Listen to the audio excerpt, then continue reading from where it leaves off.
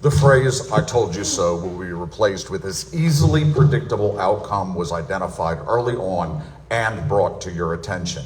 In 2018, the City Council commissioned a report on the economic health of the city of Parkersburg. The bottom line of this report was that our executives and administration are grossly overcompensated, whereas there is a significant undercompensation of the labor trades. Which item number are you talking about? Mr. Chairman, the resolution from Tuesday, March 11th, 2025, to amend the rules and regulations regarding the public forum as written, adopted, and unamended does not empower the chair to pose this question, nor does it compel any speaker to answer.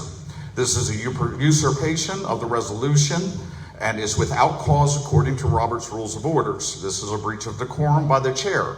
Now, in order to insulate the chair from further improper action, I begrudgingly and with protest state that I am addressing Agenda Item 8, subsection 3 and 5.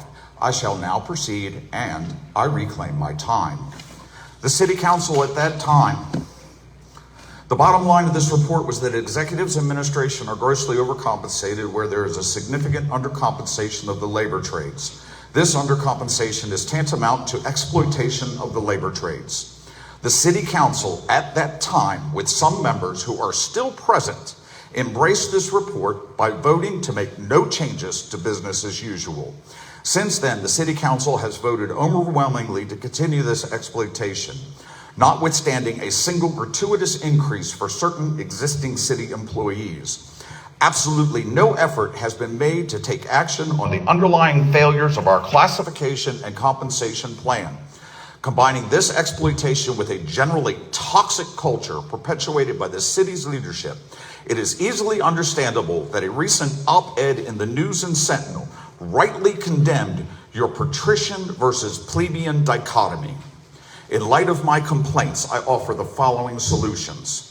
Motion to amend on Ordinance 3, the position of fire inspector created under Table 3, Civil Service Non-Exempt CS-1A, to remove the potential conflicts of interest of serving at the pleasure of the mayor. Ordinance 5, motion to divide. 1, motion to approve the creation of the housing coordinator position at S4. 4, vote down or table the increase of the maximum salaries that are already overinflated. This action will only affect a small number of persons who are suitably positioned to bear the impact of an austerity policy as endorsed by the current mayor.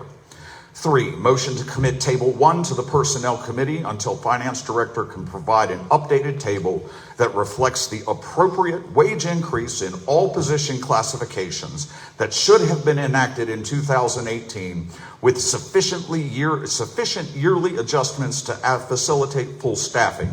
I remind the council that Representative of District 2 previously lamented from this dais about that prior failure to act. How should this be financed?